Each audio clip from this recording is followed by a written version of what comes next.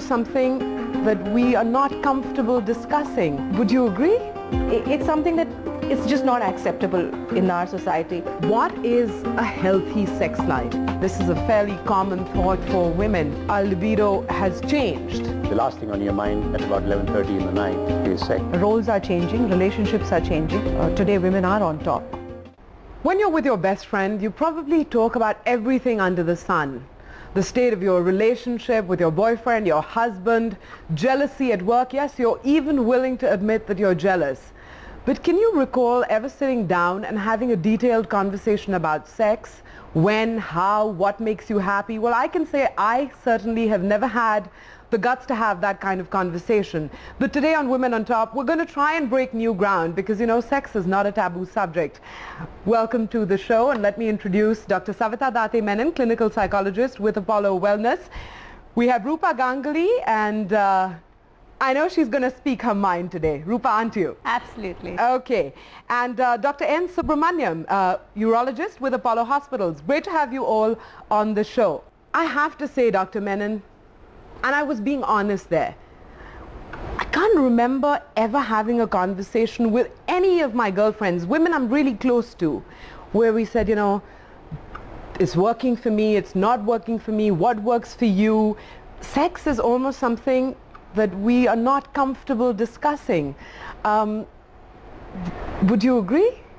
Fortunately, Manvi, sex is not taboo now, but sex used to be taboo, and I think that when we were growing up, it's not something that we discussed very openly. There were exceptions here and there. Things are opening up now. For instance, a survey was done a while ago, and a young age group of 15 to 19 was asked various questions to do with their sexuality, and about 17% of them said that they don't necessarily want to wait for sexual activity to happen, you know, after marriage only. So, a lot of changes. Rupa, if your best friend asks you a question about your sex life, do you think it's an invasive question? Not at all invasive. Well, there are few moments that are very intimate and personal that we may out of personal choice wouldn't want to give away.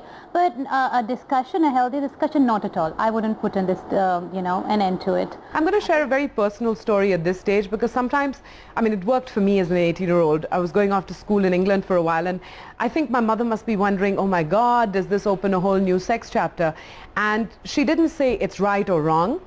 All she said is, the outcome could possibly be pregnancy, and imagine how that would make you feel. Do you think you're ready for that? Perhaps that outcome?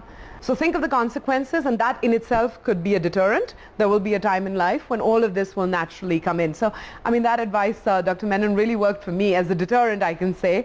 But when you're that age and you're in a relationship, you really like the guy, there's almost this unspoken understanding that the next level is obviously sex. Have you faced that kind of pressure? For most women, even my friends and my peer group, sex is an extension of your feelings, of your heart, of your admiration for the guy. It's more attached to your feelings. So the pressure, well, it is not taken. It is, I think, mostly self-created. You know, also. That's a very honest admission. Yeah, it is because we like to blame the men for putting the pressure, but all. Dr. Menon, your experience outweighs ours. So which way does this dynamic work? Is there a lot of pressure from the male species to take this up a level? I think that hormones are working for, you know, women and men both, and so therefore the desire, the passion is present in both the genders, not just the male. There could be a little more pressure from the male. There has to be a right age and right time for getting into sexual activity. Just because the two of you have a relationship and passion is present isn't necessarily reason enough if you're not of the right age. What I would also say is that using discretion and learning the ability to say no is also something that both partners, especially women, especially young girls, need to learn.